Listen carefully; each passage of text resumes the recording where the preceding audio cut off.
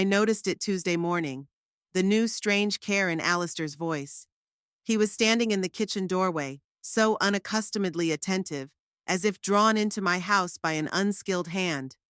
My son, with a bag of groceries I hadn't asked for. "Mom, I brought you some water," he said, taking a bottle out of the bag. "You like this one with minerals. The doctors say you should drink a lot of water at your age. At my age. 68 isn't the age to die, I've always thought." But there was something in Alistair's voice that sent chills down my spine. "Since when are you interested in what I drink?" I asked, suspicious. Alistair smiled, the same smile he'd given me as a child, when he'd broken a vase and hoped to get away with it. 42 years old, still the same boy who was always trying to fool his mother. "Just caring," he shrugged. "You've been all alone since Dad died. 15 years since Harold's funeral. 15 years I'd lived alone in that house on Pine Street, and in all that time Alistair hadn't shown any of the care he was showing now. Usually his visits were limited to asking me to borrow money, for a new tire for the truck, for a down payment on an apartment to pay off some debt. I gave, though I knew perfectly well that the money was most often spent on gambling, a maternal weakness I never got rid of. "I'm doing fine," I said, taking the bottle. "But thank you for your attention." He stayed for lunch, another unusual occurrence. He sat across from me at an old oak table that remembered the best of our family's days, and talked about his flights, about the roads, about some new people, and I stared at his hands, large, nibbled fingernails, just like his father's, and tried to remember when this gap between us had appeared. After Harold's death, maybe. Or earlier, when Alistair had first stolen money from my purse at the school fair. Or maybe it was the day I found a dead hamster in his room and a note that said, "He wouldn't listen to me." Becker's a small town, only 5,000 people. Everyone knows everyone here, but no one really knows anyone. Outward decency is a core value of our community. Neighbors smile, ask about your health, buy you pies, but behind your back they wash your bones. Delilah Hambert, the one who couldn't raise her son, the one whose husband drank himself to death. They think I don't hear their whispers when I walk past the post office or the grocery store. I do. I just learned to keep my back straight. Quality control in a textile mill is no joke. 35 years I've checked every stitch, every thread, every deviation. I'm used to noticing details that other people miss. After Alistair left, I washed the dishes, wiped down the table, and sat in my favorite chair by the window. From this spot I could see almost our entire neighborhood, the faded houses with their neat lawns, the occasional passerby, Prue's car parked under the old maple tree. Prue Denholm is the only person in Becker I could call a friend. She's 65 and knows all the town gossip thanks to her job at the post office. She says it's just professional curiosity, but I know she just likes to be in the center of the information flow. Prue's never used that knowledge to her detriment, though. At least not to me. I was just thinking about whether to drop by her place tonight when I noticed the mailman shoving something into my box. That was odd. Usually the mail was delivered in the morning. I threw on a cardigan and stepped out onto the porch. In the box was an envelope with the Marlowe and Associates logo on it. An insurance company. I didn't remember doing business with them, but I opened the letter right there by the drawer. "Dear Mrs. Hambert, you are reminded that a life insurance policy in the amount of $250,000 has become effective as of the 1st of this month. In accordance with your wishes, the beneficiary named is Alistair Hambert." I reread the letter 3 times, trying to figure out what the mistake was. I'd never taken out life insurance, and if I had, it wouldn't have been for that amount. $250,000. Where would I get the money for the premiums? And why was Alistair the beneficiary? I felt a chill inside. I couldn't believe it. I remembered that a month ago my son had come with some paperwork to reorganize the inheritance. Harold had left the house in my name, and Alistair had offered to simplify the procedure of transferring the property in case of anything. I signed it without even reading it, a habit of trusting my own child, whatever that child might be. And now this bottle of water, the sudden concern, the stare when he asked if my heart hurt. I went back into the house and locked the door. I took out the bottle Alistair had brought and set it on the table. It was just water, unremarkable. I unscrewed the cap and sniffed, no odor. But that didn't mean anything. Modern poisons, they say, can be completely tasteless and odorless. I didn't pour out the water. Instead, I put the bottle in the most prominent place in the refrigerator. I had to think. Harold died of a heart attack, the doctors said. Sudden cardiac arrest, natural causes. But now, 15 years later, I suddenly wondered, what if he didn't?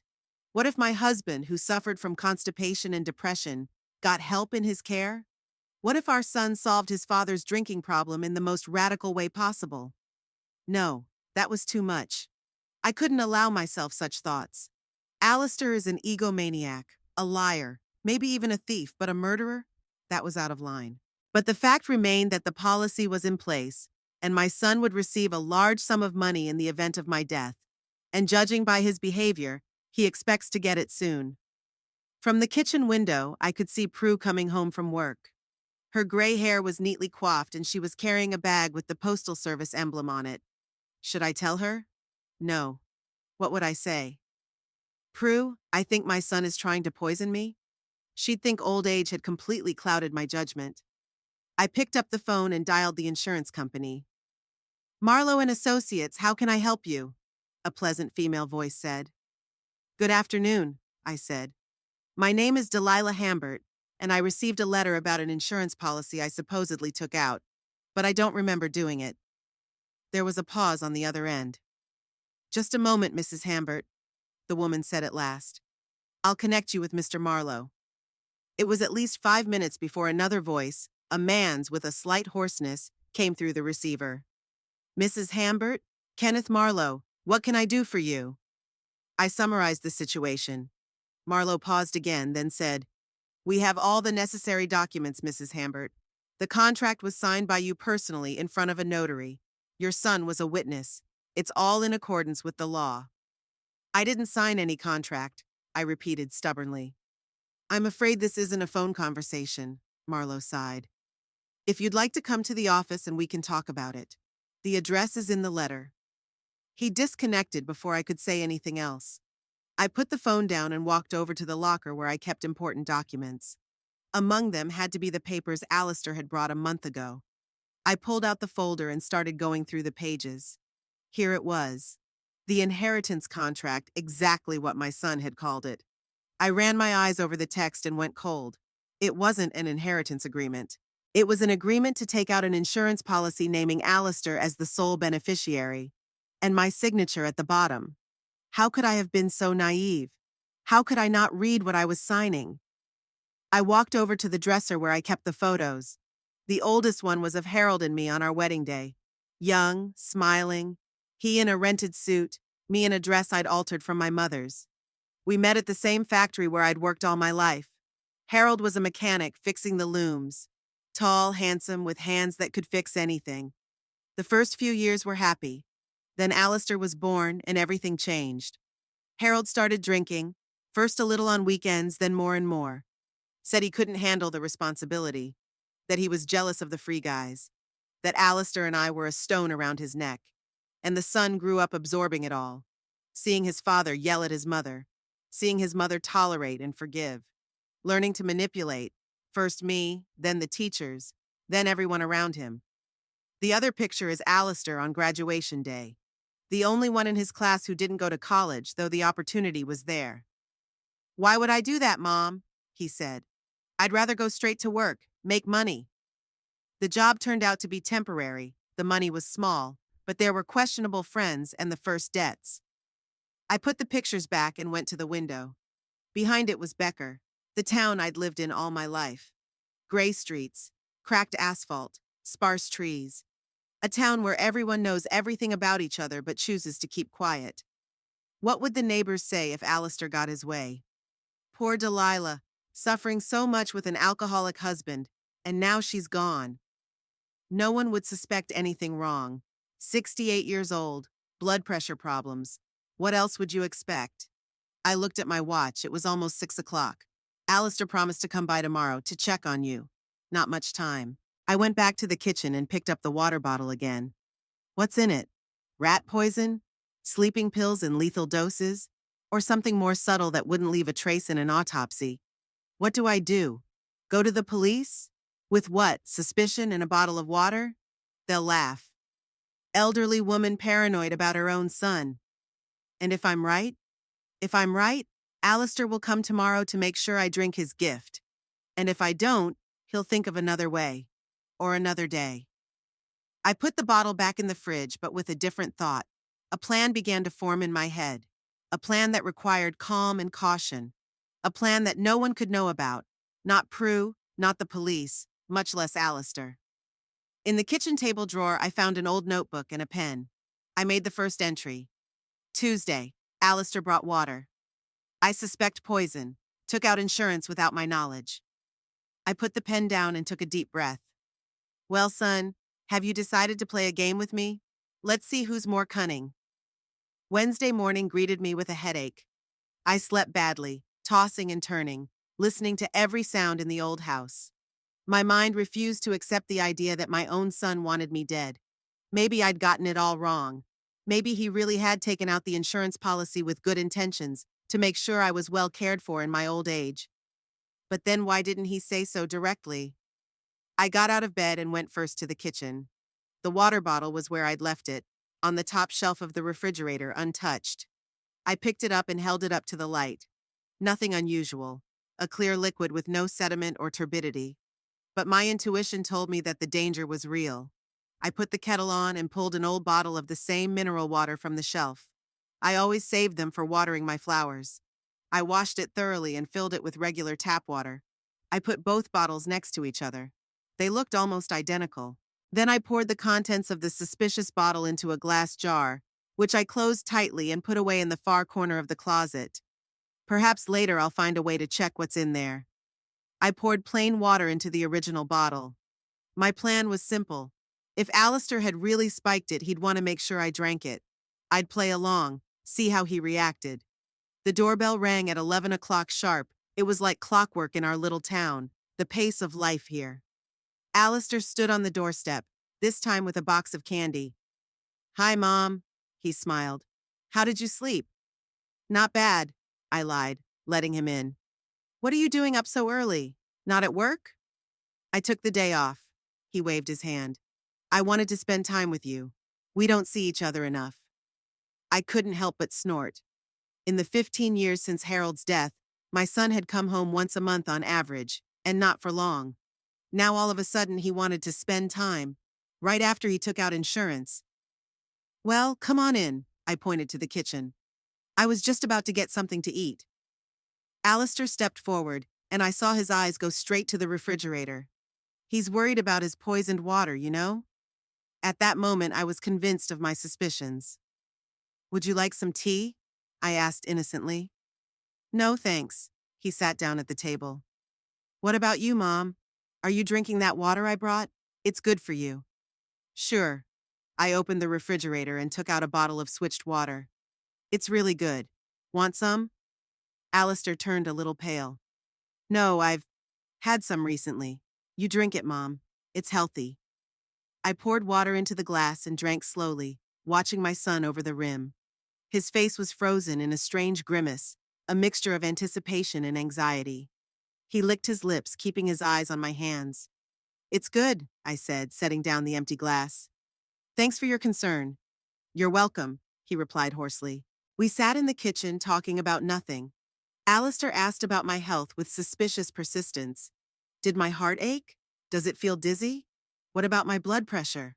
I answered calmly, watching the impatience on his face change to bewilderment and then anxiety. Something was going wrong with his plan, and he didn't know what it was. I've been thinking about that insurance thing, I said suddenly, trying to check his reaction. Why didn't you tell me about it? Alistair flinched, but quickly pulled himself together. What insurance, Mom? The one in my name at Marlowe and Associates. I got a letter yesterday. He fidgeted in his chair. Oh, that. I wanted to surprise you. It's about the future, you know. To have money for... He hesitated, searching for words. For treatment, if anything. For treatment, I repeated. Or for the funeral? Alistair laughed nervously. What are you talking about, Mom? Of course for treatment. You'll outlive us all. At that moment, his phone rang. He flinched and looked at the screen. I'm sorry, I have to take this. It's from work. He walked out into the hallway, and meanwhile I poured myself another water. While he talked, I scrutinized my only son. Alistair had always been a handsome boy. Dark hair, bright blue eyes, just like his father. He had his father's temper too, explosive, selfish, but with the difference that Harold, at least in his youth, knew how to love truly. Alistair always had trouble with that. I remember when he was 5 years old and I took him to the park. There was a girl there building a sandcastle. Alistair walked over and silently destroyed it with his foot. When the girl cried, he looked at her curiously, but without a shadow of remorse. I scolded him, of course, made him apologize. But all I saw in his eyes was irritation at having to give in, not an understanding of the pain he'd caused. Or that time in elementary school when he was caught stealing a classmate's lunch. The teacher called me in, and I blushed with embarrassment as she told me that my son hadn't just stolen a sandwich. He'd eaten it in front of the crying boy, ostentatiously swatting. All kids make mistakes, I told myself at the time. I blamed his behavior on a difficult childhood, on his father's drinking, looking for excuses instead of recognizing the truth. There was something wrong with Alistair from the beginning. It only got worse as a teenager. He learned to lie so skillfully that sometimes I started to believe his stories myself, about why money was missing from my wallet, why the neighbor's window broke, why his next girlfriend stopped coming to our house. When Harold died, Alistair was 27. He didn't cry at the funeral. He stood stone-faced, accepted condolences, and then asked what would happen to the house, that same day. I had so hoped that time would change him, that the responsibilities of adulthood would teach him caring and empathy. But instead, he just became more cautious, more secretive. And now he seemed to have crossed a line I was afraid to even think about. Alistair came back into the kitchen, tucking his cell phone into his pocket. "Sorry, Mom, work," he smiled, but his eyes remained cold. "So what were we talking about?" "Insurance," I reminded him. "And why you didn't tell me about it." "I told you I wanted it to be a surprise," he frowned. "Is something wrong?"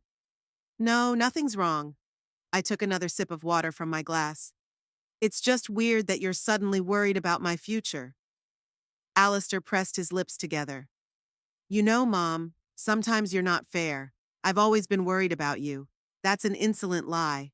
But I didn't say anything. By the way," he continued, changing the subject, "I've noticed that your bed creaks.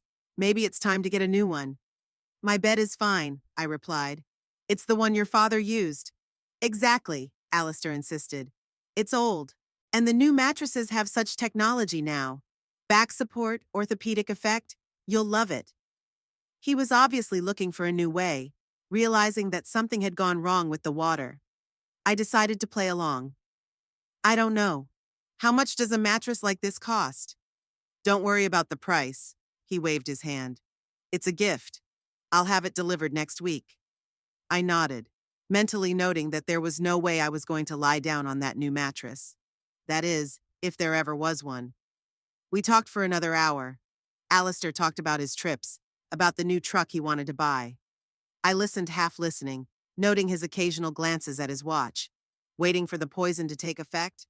But I'd already had 2 glasses of switched water and I was fine. He must be starting to realize something's wrong. He's finally up. "I gotta go, Mom.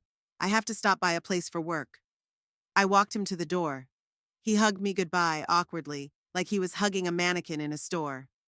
"Are you sure you're okay?" he asked, scrutinizing my face. "You don't feel weird?" "No weirdness," I smiled. "Should I?"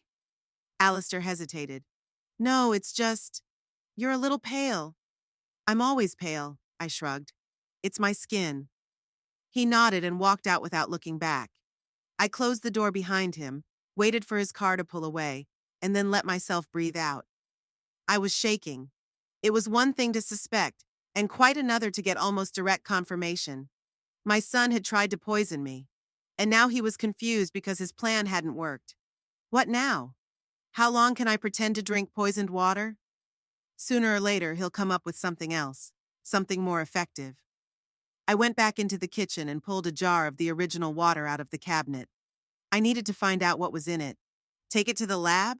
But how to explain my suspicions? I think my son is trying to poison me? Sounds like the ramblings of a crazy old woman. While I was pondering, the doorbell rang again. I shuddered. Is Alistair back? But there was Prue with a bag in her hands. Delilah! She exclaimed. I brought blueberry pie. I made it myself. I invited her in, grateful for the company. I needed someone to talk to, even if I didn't have to tell the truth. We sat in the kitchen and I cut the pie. Prue talked nonstop about the new sign at the post office, about the Peterson scandal, about seeing Alistair leaving me. He comes so seldom, she remarked, putting a piece of pie in her mouth. Did something happen? I hesitated to answer. He shows concern. He brought water, asked about my health. That's good, Prue nodded. Sons should take care of their mothers. I wanted to ask if she knew about the insurance after all. Prue works at the post office and sees all the mail, but I held back. The fewer people in the know, the better.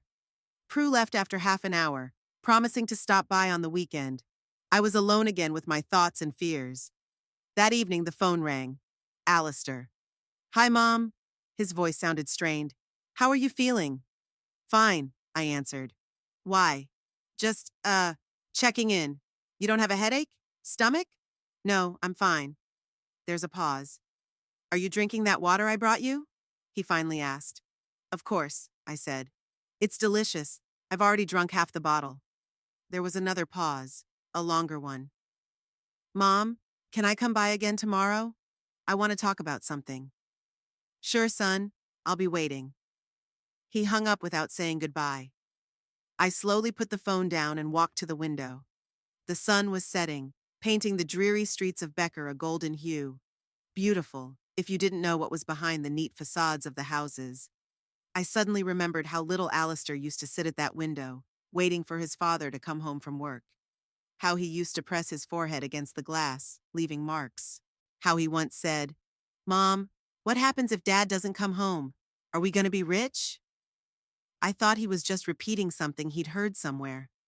Children say strange things without understanding their meaning. But now I wondered, what if he'd already understood more than I'd thought? The phone rang again. This time it was an unfamiliar number. Mrs. Hambert? It was a man's voice.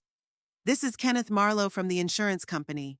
Your son just called with a very strange question. He wanted to know how quickly the policy would pay out in the event of the sudden death of the insured. After Kenneth Marlowe's call, I didn't sleep much. His words echoed in my head. Your son was wondering how quickly the insurance pays out in the event of a sudden death. The insurance agent sounded concerned, said such questions seemed suspicious to him. I thanked him for the information and assured him that everything was fine. But we both knew that was a lie. Thursday morning brought determination. If Alistair was playing his game, it was time for me to start playing mine. I need to gather information, understand the scope of the problem, act, not just wait for my son's next move. I dressed especially carefully, a dark blue dress, a pearl brooch, a neat hairdo. In our small town, appearance matters. No one should suspect there was anything wrong with me. The first item on my plan was the drugstore on the corner of Maple and Central. The only one in Becker, it served the whole town. Ernest Lavoth had been a pharmacist there for over 30 years. If Alistair bought anything suspicious, Ernest had to spot it. The bell above the door jingled as I entered. The pharmacy smelled of medicine and old wooden shelves. Ernest stood behind the counter, tall, thin, with thinning gray hair. He looked up from his papers and smiled when he recognized me. Delilah, haven't seen you in a while. How are you? Hello, Ernest. I came closer, trying to speak casually. Not bad. My arthritis bothers me sometimes, but that's age. He nodded with an understanding smile. What did you take today? Painkillers? I shook my head. Actually, I wanted to talk. About my son, Alistair. Ernest's smile faded slightly. He glanced around, checking for other visitors, and lowered his voice. Is something wrong? I don't know. I leaned against the counter. He's been acting weird lately. And I was thinking, maybe he was buying something unusual here? Ernest hesitated. Professional ethics demanded the secrecy of purchases, but in small towns those rules often succumb to human relationships. Delilah, we've known each other how long? 40 years? I was at your wedding, remember? I nodded. Ernest was a friend of Harold's before we met, one of the few who didn't turn away when his husband started drinking. Your son has come here 3 times in the last month, he continued quietly. The first time he asked about the strong sleeping pills. I explained that they were prescription only. The second time, he asked if I had access to more serious drugs. Ernest pressed his lips together. I said no, of course. The third visit, he bought the usual vitamins and rat poison. Said there were rodents in the garage. My heart skipped a beat. Rat poison. Of course it did. When was this? I asked, trying to keep my voice steady. 4 days ago. Tuesday. Ernest looked at me carefully. Delilah, what's going on? I wasn't ready to tell the whole truth. Not here, not now. I'm just worried about him. He's been a little jumpy lately. And how are you? Ernest asked, not averting his gaze. Have you noticed anything strange? What do you mean? I don't know. An unusual taste in food or drink? Drowsiness? Nausea? So Ernest suspected something wrong too. Smart man, always has been. No, there's nothing wrong with me, I smiled, hoping I looked convincing. But thanks for telling me about Alistair. Yeah, talk to him. Ernest nodded, but there was worry in his eyes. Be careful, Delilah. And if anything seems strange, come right away. I have tests for toxins. I thanked him and walked out, feeling my heart pounding. Now I knew for sure Alistair had slipped me rat poison. Slow acting, to make death seem natural. That explained his impatience and his questions about my well-being. The next stop was the office of Marlowe and Associates Insurance Company, across town in Becker's only 3-story building. I walked through the glass doors, and the air-conditioned air was cool. The young girl at the front desk looked up from her computer. What can I do for you? My name is Delilah Hambert. I need to speak to Kenneth Marlowe. He called me yesterday. The girl nodded and picked up the phone. A couple minutes later, a man of about 55 came out of a cubicle in the back of the office, a stout man with a neatly trimmed beard and attentive eyes behind his glasses. Mrs. Hambert, it's a pleasure to finally meet you in person. He extended his hand. Kenneth Marlowe, come into my office. I followed him down the short hallway. The office was small but neat: a desk, 2 chairs for visitors, shelves of files. On the wall were diplomas and a family photo of Marlowe, a woman about his age, and 2 teenagers. Have a seat, he pointed to a chair. I must say, I'm glad you're here. After our conversation yesterday, I was concerned. I sat down, straightening the folds of my dress. Mr. Marlowe, I want to know all about this insurance policy. When was it taken out? What are the terms and conditions? And most importantly, how come I supposedly signed it even though I don't remember doing so? Marlowe sighed and pulled a thick folder from his desk drawer. It all started a month ago. Your son came to us and said you wanted a life insurance policy. The amount was $250,000. He explained that you were worried about medical expenses and wanted to have everything covered. And you believed him? There was no reason to doubt it at the time. Marlowe shrugged. He said you'd be there to sign the papers. And indeed, 3 days later, a woman showed up who identified herself as Delilah Hambert. She presented the documents, your documents, and signed the deed in front of a notary. I went cold. But it wasn't me. Marlowe nodded. I began to suspect something wrong when you called and said you didn't know anything about the insurance. And your son's call yesterday convinced me that something was wrong. He was quiet. Mrs. Hambert, I have to ask you straight out. Do you have any reason to fear your son? This question, so direct and so frightening, took me by surprise. I remained silent, not knowing how to answer. To admit to a stranger that my own son was trying to kill me? It would mean finally making the thought real, saying it out loud. Marlowe, seeing my confusion, softened his tone. Look, I know this is difficult, but if there's danger, we have to take action. Maybe we should go to the police.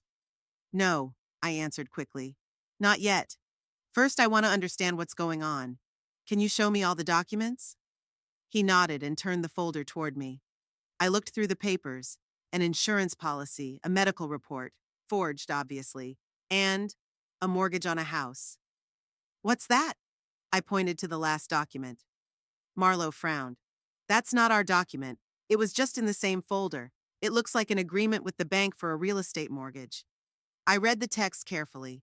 My house was mortgaged to Becker's First National Bank as collateral for a $70,000 loan. The date is a month ago. The signature was mine, but clearly forged. That was too much. My son mortgaged the house behind my back, I said quietly, and took out an insurance policy on my life. And now, I stopped talking, but Marlowe finished for me. And now you're worried that he wants to accelerate the payment of that policy. He sighed heavily. Mrs. Hambert, I strongly suggest you go to the police. I want to talk to the bank first. I stood up, getting ready to leave. Thank you for the information, Mr. Marlowe. Wait, he got up too. I can cancel the insurance policy on the grounds that it was fraudulently issued, but that would require an official statement from you. I wondered. If I canceled the policy now, Alistair would know I knew, and I wasn't ready for a confrontation. Not yet, I said. Give me a few days. Marlowe was clearly unhappy with my decision, but he nodded. Whatever you say, but promise to be careful. And here. He pulled a business card out of his pocket. Call me anytime if you need help. I left the office feeling both devastated and strangely calm. Now I knew the extent of the problem. Alistair didn't just want me dead. He'd already spent the money he'd hoped to get. A lot of money by the looks of it. And he couldn't wait for the insurance payout. Becker's First National Bank was in the main square of the city, a small stone building with columns dating back to the last century. Inside, it smelled of wood polish and money, a distinctive odor that couldn't be confused with anything else. I went to the window, where an older woman with frizzed hair and bright red lipstick was sitting. Gladys Morrow, we went to school together. She recognized me and smiled welcomingly. Delilah, what brings you here? I haven't seen you in a while. Hello, Gladys. I tried to smile back. I need information on a loan in my name. Sure, darling. Just show me your passport for formality's sake. I held out the documents, and Gladys began to look at the computer. Her face grew serious. Delilah, you have a $70,000 loan on your house. She looked at me over her glasses. It was taken out a month ago. Did you get the money yet? Not exactly, I said cautiously. Who applied for it? Did I apply for it personally or through a representative? Gladys was staring at the screen again. It says you came in. James Parker did the service. He's on site today. Do you want to talk to him? I nodded, and Gladys led me into a small office where a young man in his 30s was looking through some paperwork. James, this is Delilah Hambert. She has questions about her loan. Parker looked up and smiled politely. Sure, have a seat, Mrs. Hambert. What can I do for you? Gladys walked out, closing the door behind her. I sat down across from Parker and decided to take the bull by the horns. Mr. Parker, I've never applied for a loan at this bank, and was not here a month ago when allegedly signed the documents. The young man's smile disappeared, replaced by bewilderment. But, I served you personally. You came in with your son. He was waiting in the hallway while we did the paperwork. It wasn't me, I said firmly. Someone impersonated me. And I think that someone is my sister-in-law, Melanie, Alistair's wife. I lied about my sister-in-law. Alistair had never been married. But I needed an explanation that didn't sound like accusing my son of cheating. It wasn't time for open conflict yet. Parker blinked confusedly. But the papers, the passport, obviously fake. I shook my head. Mr. Parker, where was the money from this loan transferred to? He went back to the computer. To an account at our bank, in the name of Alistair Hambert. Your son said you were taking the money to renovate the house, and he would handle all the arrangements. Everything was coming together. Alistair found a woman who looked like me, forged the paperwork, made the loan, and took the money. And now, when the first payment was due, he decided to get rid of me so he could get the insurance that would more than cover the debt. What are you going to do? Parker asked, clearly concerned about the situation. We could go to the police. Nothing yet. I got up. I need to talk to my son. Maybe it's all a misunderstanding. Parker didn't look convinced, but nodded. Whatever you say, Mrs. Hambert, but if you decide to file a fraud report, we'll provide all the necessary paperwork. I walked out of the bank, feeling a cold rage building up inside. Alistair hadn't just tried to kill me, he'd stolen my money, mortgaged my house, probably would have left me homeless if I'd somehow miraculously survived. When I got home, I sat down at the kitchen table and spread out before me all the papers I'd managed to gather: copies of the insurance policy, the loan agreement, notes on my conversation with Ernest. The picture was bleak but complete. Alistair was deep in debt, probably gambling again. He needed the money, and he decided to kill two birds with one stone, to get 70,000 now on the security of my house, and after my untimely death, 250,000 more insurance, which will more than cover the loan. He'd inherit the house, and he could sell it for more money. A perfect plan, except that I was still alive and now I knew the truth. The question was, what to do next? Go to the police? But I had no proof of a direct attempted murder, only suspicion. And Alistair would get a few years in prison for financial fraud at worst. Then he'll get out and try again, or just disappear with my money. No, the police are not an option. I needed hard evidence of his intent to kill me. And I knew the only way to get it was to let Alistair think his plan was working and catch him red-handed. I sighed and glanced at the clock. It was almost 5 o'clock at night. Alistair had promised to stop by tomorrow. I had one night to prepare for the next move in this dangerous game. The game had begun, and my life was at stake. I woke up with the first rays of sunlight coming through the old curtains. My head was clear despite the restless night. I had been thinking about my plan for a long time, and now I knew what to do. Instead of being afraid and waiting for Alistair's next move, I would set a trap for him myself. In the kitchen, I brewed some strong tea and pulled out a notebook. I needed to think this through. If Alistair was using rat poison, he was counting on my health to gradually deteriorate in a way that seemed natural. Well, I'll give him what he's waiting for. Opening the refrigerator, I looked at the bottle of switched water. Alistair called yesterday and said he'd stop by this afternoon. He'd probably bring something else, a new batch of poison or some other gift. And he'd keep a close eye on my condition. A knock on the door interrupted my musings. I glanced at the clock. It was only 10 in the morning, too early for Alistair. Looking out the window, I saw Prue impatiently shuffling from foot to foot. "Delilah!" she exclaimed as I opened the door. "I just heard the news!" I led her into the house, inwardly tense. What else could have happened? "What news, Prue?" She walked into the kitchen, sank heavily into a chair, and blurted out, "Your son's playing in an underground casino in Ridgeville, and he owes a lot of money. My nephew Tim saw him there. He says Alistair bet some huge sum in a poker tournament and lost it all." I slowly sat down across from her. It explained a lot of things, especially the urgency with which Alistair had acted. "When was this?" "Last weekend. Tim said your son was arguing with some nasty guy after he lost, yelling that he'd get the money even if he had to sell the house." I shook my head. My house. My foreclosed house. Alistair was really planning on selling it, after I died. "Prue, there's something I need to tell you," I finally decided. But it had to stay between us. Prue stepped forward, her eyes alight with anticipation. I knew I was taking a risk. My friend wasn't known for keeping secrets. But I needed an ally. Someone who would know the truth in case something really happened to me. I told her everything. About the suspicious water, about the insurance, about the foreclosed house, about my visits to Ernest and the bank, about my own son probably trying to kill me. Prue listened with her palm to her mouth, her eyes growing wider with each word. "Oh my God, Delilah, we need to go to the police right now." I shook my head. "What am I going to tell them? I have no proof, just suspicion and circumstantial evidence. Alistair's insurance and loan were arranged through a front man, so technically I can't even accuse him of fraud without a serious investigation. And the whole attempted poisoning thing is bogus. But you can't just sit around and wait for him to—" "I'm not going to," I interrupted her.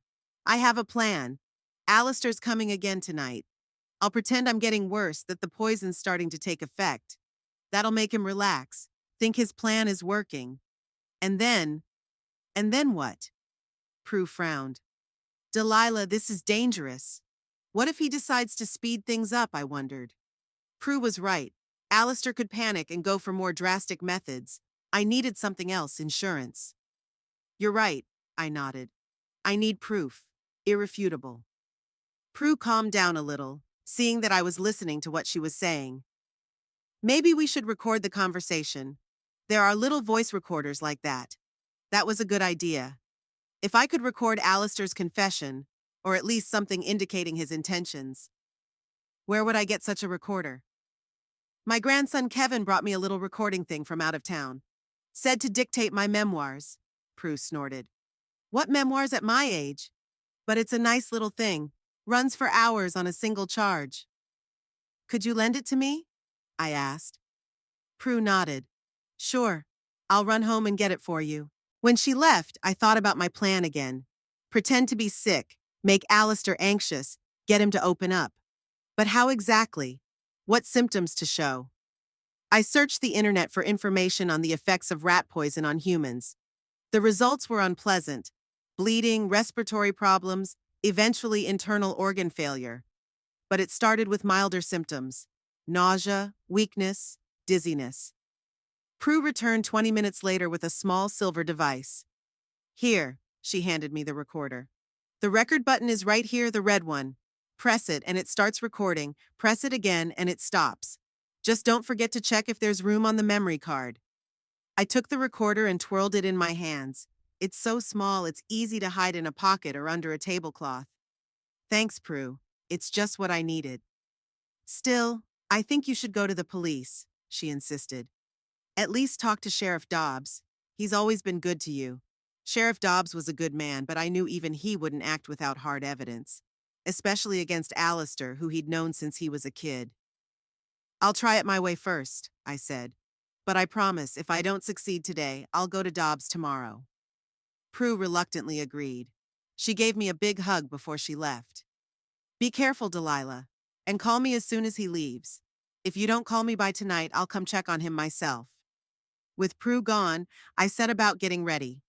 I hid the tape recorder under a napkin on the kitchen table so that it would be inconspicuous, but could record the conversation. I pulled an old pair of pajamas and a robe out of the closet, clothes I didn't usually wear out of the bedroom. If I'm going to play the part of the sick person, I need to do it convincingly. At 2 o'clock in the afternoon, I heard the sound of Alistair's car pulling up. I quickly changed into my pajamas and robe, mussed my hair a little, and applied some gray eyeshadow to create the effect of tiredness. The doorbell rang. I walked slowly to the door, staggering slightly as if I was having trouble keeping my balance. Mom! Alistair stood on the doorstep with a bag from the supermarket. Aren't you dressed yet? Not feeling well? A little. I tried to make my voice sound weaker than usual. I've been nauseous and dizzy since last night. I must have eaten something wrong. Alistair's eyes glittered. He quickly hid the flash, but I could see the relief and satisfaction. He believed his poison had taken effect. You poor thing. He put his arm around my shoulders as he walked me into the kitchen. Let me make you some tea. And I brought some more water, same brand. Of course, I thought. Another dose of poison to speed up the process. Thank you, son. I smiled weakly. You're very thoughtful today. Alistair hesitated but quickly found himself. I'm just worried about you. You live alone, so you don't know what's going to happen. He put the kettle on and began to unpack the bag. A new bottle of water, some cookies, some nausea pills. How thoughtful. I discreetly pressed the button on the recorder. It's recording. So what happened to you? Alistair asked, placing a cup of tea in front of me. I noticed he'd added something from his pocket when he thought I wasn't looking. A new batch of poison, no longer in the water, but straight into the tea. I don't know. I faked a bout of dizziness, grabbing the edge of the table. I got sick last night. I thought it would go away by morning, but it just got worse. I'm dizzy, nauseous, and my eyes are dark. Alistair frowned with feigned concern. Should I call a doctor? No need, I said, waving my hand. It's just a virus. A couple days, and it'll go away. And if it doesn't? He sounded strangely impatient. I pretended not to notice it. Then we'll think about it. Why don't you tell me how you're doing? How's work? Alistair was clearly not prepared for such a turn of conversation. It's all right. I'm hauling freight like I always do. What about those debts you were talking about last time? I decided to take a chance, see how he reacted. He got tense. What debts? You said you took out a loan for a new truck and the payments are big. Alistair relaxed, realizing I didn't know about his real debts to the casino. Oh, those. Yeah, it's a little tough, but I'm getting by. I took a sip of tea but discreetly poured most of it into a flower pot nearby. Poor Fuchsia, I hope she gets over it. You know, son, I've been thinking about the future, I said, leaning back in my chair. About what will happen to the house when I'm gone. Alistair froze, his gaze intense and attentive. Why are you talking about this all of a sudden?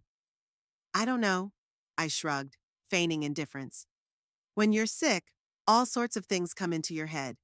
I just wanted to tell you that the house will go to you, of course. It's your father's legacy, a family heirloom. I hope you don't sell it right away. It was a direct hit, and it hit the target. Alistair turned pale, but quickly pulled himself together. What are you talking about, Mom? Of course I'm not selling the house. And anyway, what's with all this gloomy talk? You'll outlive us all. I smiled weakly. Maybe. But I'm not in good health. I could hardly even get out of bed today. Alistair nodded with feigned sympathy, but I could see the hope in his eyes. His plan is working. The poison is working. Soon he'll have everything he wants. Listen, Mom, have you thought about going to the doctor for a full checkup? He asked out of the blue. Just as a precaution. You have insurance now. Of course I do. He needs medical proof of my deteriorating health for the insurance company. Maybe next week, I said evasively. If it doesn't get better. Alistair nodded, and suddenly his phone vibrated with an incoming message. He pulled it out of his pocket, read it, and paled visibly. I have to go to the bathroom, he muttered, standing up abruptly from the table. As he left the kitchen, he tripped over the threshold, and the phone slipped out of his hand, falling to the floor. Alistair, clearly agitated about something, didn't notice it, and quickly disappeared down the hall. A few seconds later, I heard the bathroom door slam shut. I instantly picked up my phone from the floor. The screen was unlocked, with the messaging app open. A correspondence with some Vic. I started reading, "Where's the money, Hambert? You promised by Friday." Alistair's reply, "It'll be there. I've got it under control. The deadline is Monday. Otherwise, you'll be in trouble."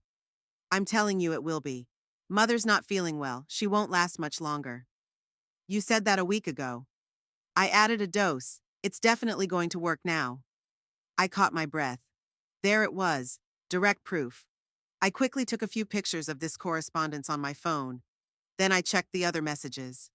Correspondence with the bank, reminders of late payments, messages from threatening people demanding repayment of debts, screenshots of sports betting. I heard the sound of running water and hurriedly put the phone down exactly where it had fallen. Barely had time to return to my seat when Alistair entered the kitchen. His face was tense. "Mom, I have to go. There's a problem at work." "What's wrong?" I asked, noticing him looking around for his cell phone. "Oh, here it is." Alistair noticed the phone on the floor and picked it up. "I must have dropped it. No big deal, just an emergency shipment. Look, I'll stop by again tomorrow and check on you. In the meantime, drink plenty of fluids, okay? Especially that water I brought." I nodded, feigning weakness. "Okay, son, thanks for your concern." He took one last look at me and walked quickly out. I heard his car roar away. Only then did I stand up and turn off the recorder. My hands were shaking, but not from fear, but from anger. Now I had everything. The tape of our conversation, photos of his correspondence with this Vic, documents from the bank and the insurance company. Enough to go to the police. But something was stopping me. A vague feeling that the evidence still wasn't conclusive enough. Messages can be interpreted in many ways. The recorded conversation doesn't contain a direct confession. Alistair could deny it, hire a good lawyer, get away with it. No, I need something more concrete. An irrefutable confession. And I knew how to get it. I took off my robe and pajamas, changed into regular clothes. I washed off my sick makeup. I pulled Harold's old address book out of my desk drawer and found a number I hadn't dialed in years. Sheriff Dobbs still remembered me, despite the years that had passed. He listened attentively without interrupting. When I finished my story, he was silent for a long time. "Delilah, what you're describing is very serious and dangerous. We must intervene immediately." "No," I said firmly. "I have a plan, and I need your help, but not now. Tomorrow." I explained what I was going to do. Dobbs wasn't thrilled, but he finally agreed. It's risky, he warned. But I'll be there for you. If anything goes wrong, I'll intervene immediately. As I hung up the phone, I felt a strange calmness. The trap was set. Now we just have to wait for Alistair to fall into it. I called Prue so she wouldn't worry and told her about my findings. She demanded that I leave the house immediately and hide at her place, but I was adamant. It'll be over tomorrow, I promised her, one way or another. In the evening, I checked my plan again, making sure my voice recorder was fully charged and my cell phone with photos of Alistair's correspondence was in a safe place. I prepared everything I needed for tomorrow. As I fell asleep, I thought about how things had turned out. My only son wanted me dead for money. He was willing to kill his own mother to pay off his gambling debts. Maybe I made a mistake raising him. Did I miss some warning signs? Or was he born that way? Heartless? Cruel? It doesn't matter. Tomorrow I'll have all the answers. And Alistair will have them too. Saturday morning was unusually bright for October. Sunlight flooded my bedroom, as if trying to remind me that there was good in the world. I woke up early before 7, but I lay still, collecting my thoughts. Tonight was going to be the day. The plan was simple. Get Alistair to confess to the attempted murder and record the confession. Sheriff Dobbs had agreed to help, but on one condition.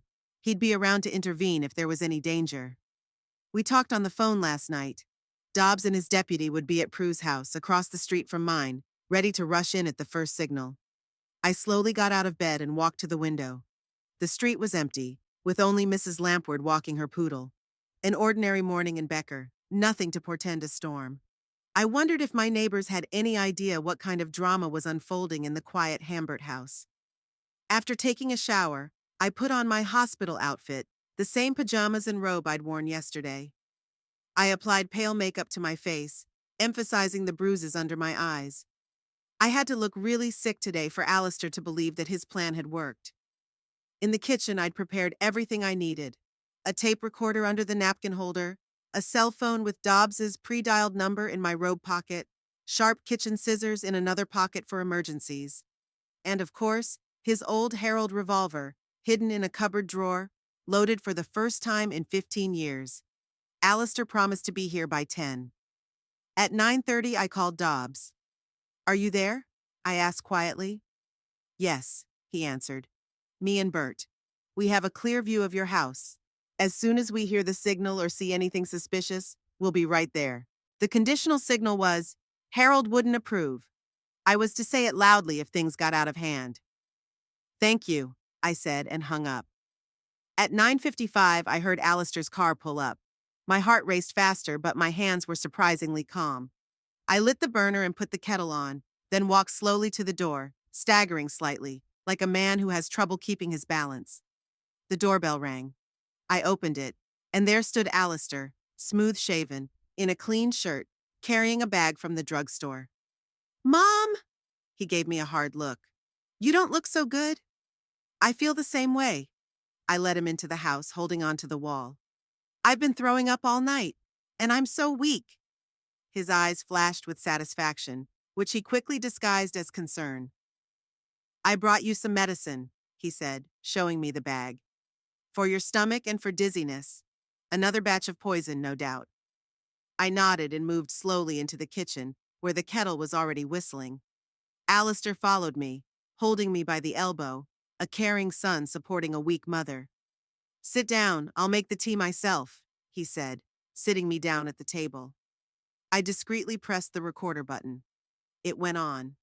Alistair was fussing over the stove, making tea and unpacking the medicine he had brought. I saw him pour some powder into my cup before pouring boiling water over it. "Here," he placed the cup in front of me. "Drink it while it's hot with honey, and I'll prepare these pills. They should help." I pretended to drink the tea, but really I was just wetting my lips. When Alistair turned away, I poured most of it into the flower pot, the poor plant, another victim of our family drama. "You know, son," I began in a weak voice, "I'm getting worse and worse.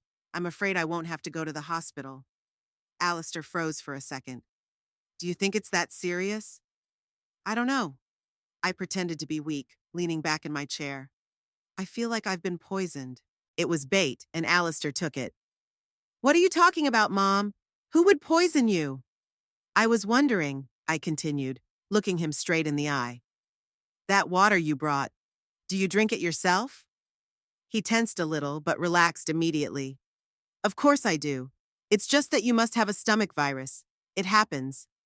Have a drink with me. I nodded at the bottle he'd brought last time. What?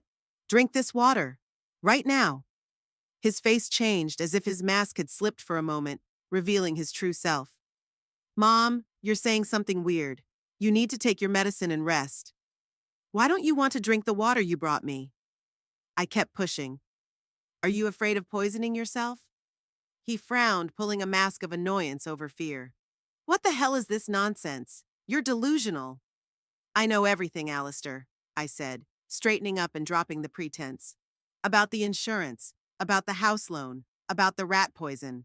I know you're trying to kill me. The second of confusion on his face was replaced by cold fury. You're out of your mind, old woman.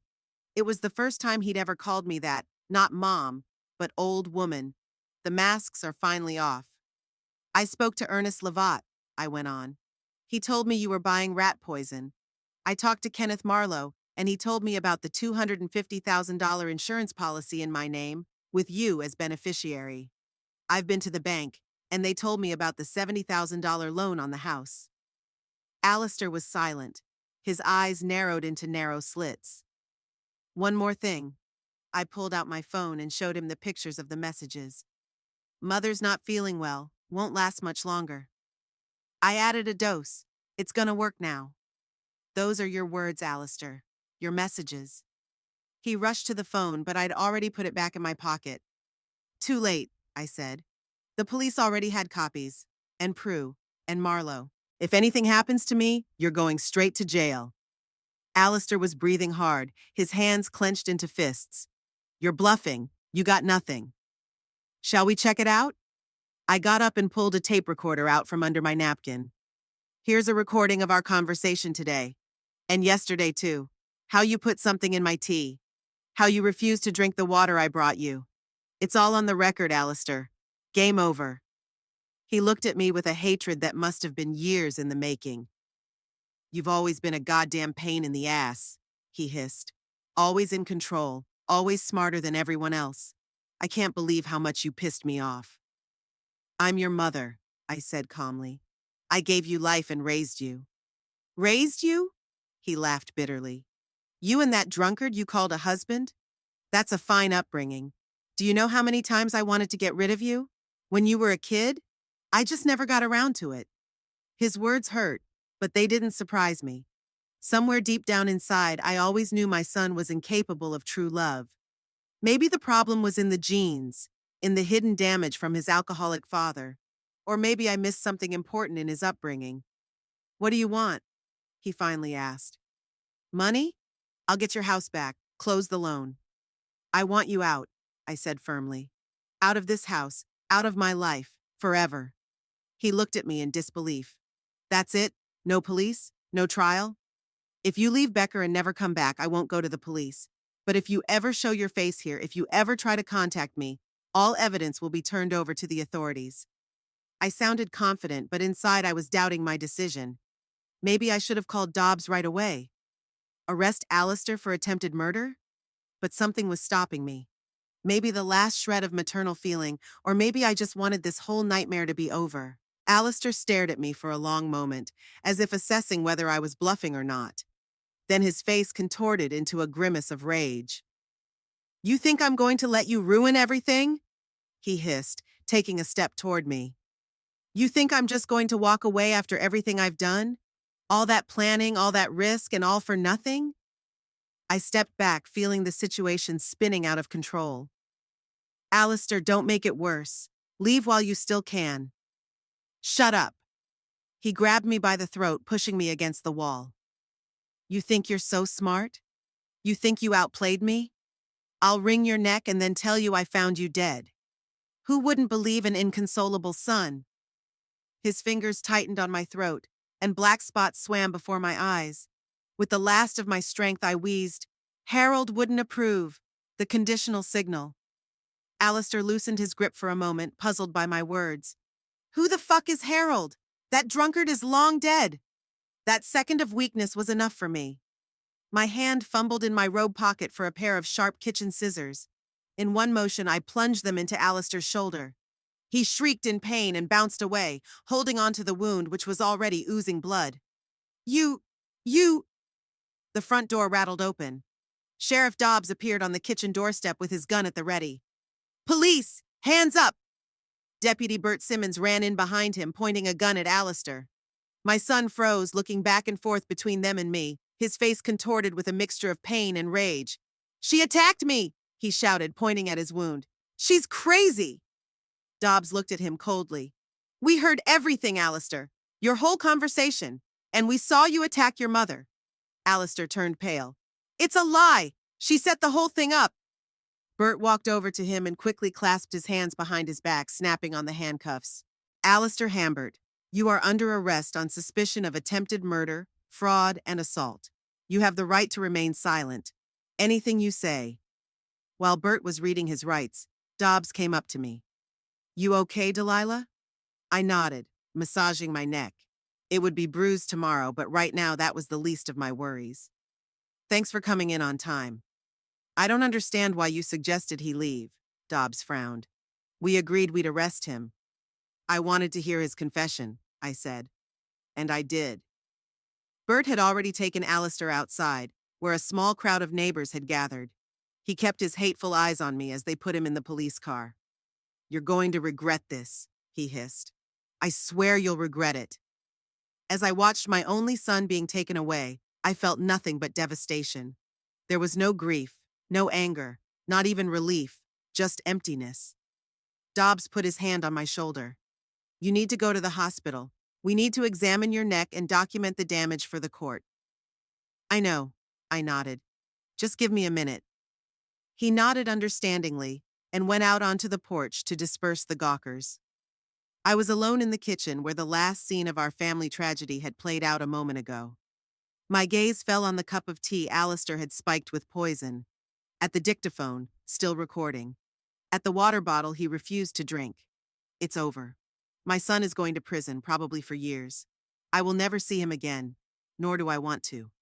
The man I raised, the man I loved against all odds, tried to kill me for money. Maybe he'd been dead to me for a long time. I just didn't want to admit it. Prue's voice came from the porch. Delilah! Oh my God, Delilah, you're alive! She burst into the kitchen and hugged me tightly, not noticing my grimace of pain from touching my bruised neck. I was so scared. When the police arrived, I thought, it's okay, Prue. I gently pulled away. It's over. And now what? She asked, sobbing. What are you going to do? I wondered. There were interrogations ahead, a trial, most likely a long and agonizing process. But then, how to live with the realization that your only child wanted you dead? I don't know, I answered honestly. First, I'll deal with the bank and the insurance. Then, maybe I'll leave Becker. Too many memories. Prue nodded, understanding. There was sympathy in her eyes, but not pity, and for that I was grateful. Dobbs went back into the kitchen. The ambulance pulled up. Are you going to the hospital? I nodded and walked slowly toward the exit, leaning on Prue's arm. I turned around on the threshold, looking back at the house I'd lived in all my life. The house where she had loved and suffered, laughed and cried. The house that had almost been the place of my death. But I survived. And now I have to learn to live again, without false illusions, without toxic relationships, without the ghosts of the past. Alone, but free. The October sun shone brightly outside the window, promising, if not a new beginning, at least peace.